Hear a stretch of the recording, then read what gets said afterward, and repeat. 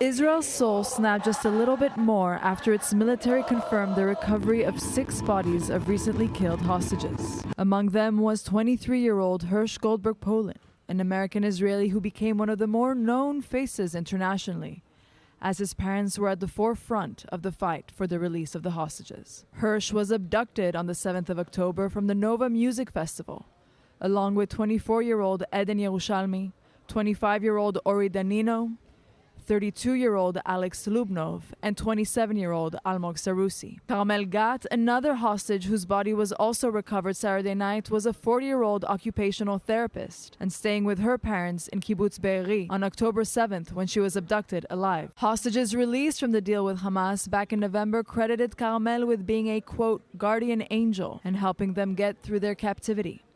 Initial reports suggest the 6 hostages were shot straight to the head shortly before Israeli soldiers found the bodies in a tunnel in the southern Gaza city of Rafah.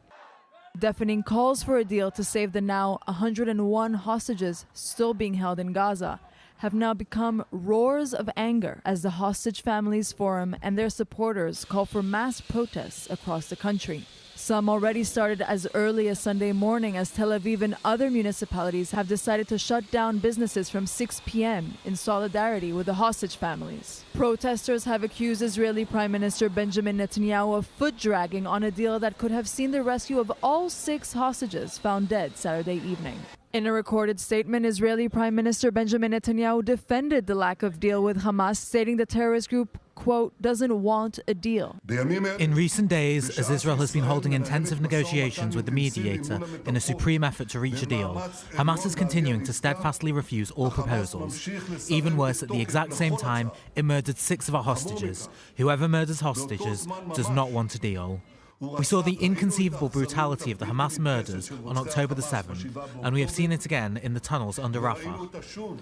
The fact that Hamas is continuing to perpetrate atrocities like those it carried out on October the 7th requires us to do everything so that it will not be able to perpetrate those atrocities again. Citizens of Israel, our efforts to free our hostages are continuing constantly. Since December, Hamas has refused to hold genuine negotiations. Meanwhile, U.S. President Joe Biden also released a statement expressing his outrage as his administration has been pushing for a deal that would return all the hostages and end the war in Gaza. From pain to agony, the families who've been calling for a deal for nearly 11 months now see no end in sight as time keeps slipping away.